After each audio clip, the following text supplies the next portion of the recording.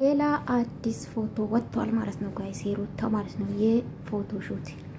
ሰሞኑን የለቀቀችው ሳውን እዛ ቤት ነው በነገራችን ላይ ግን ኤዲቲውን አላቅም ኤዲት እኮ ራሱ ማለት ራሳችሁ የተነሳችሁ ነው የሚያስመስሉና እኔ እንጃ አላቅም ይሄ ኤዲት ይመስለኛል ኤኒዌይስ በጣም ያምራል ኤዲት ተደርጓል ወርግጥ ያምራል ማለት ነው እና ሩታ ለቀቀችም ግን አንዳንድ ፎቶ ከየት እንደሚወጣ አላቅም ግን አመሳሲ ያለው በነገራችን ላይ ወዶቼ ወኔ ፎቶ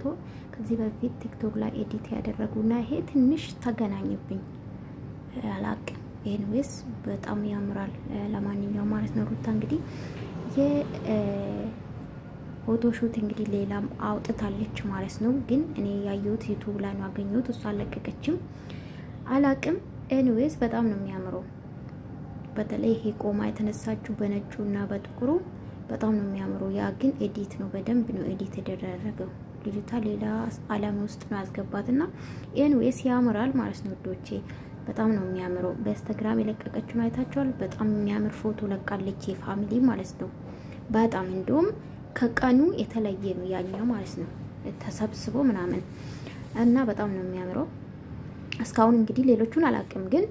ሁለቱ እህቶቿን አቃቸዋለሁ ሌሎቹን አላቅም በኢንስታግራም የለቀቀችው አይታችሁ ከሆነ ሌላ ሰው ማለ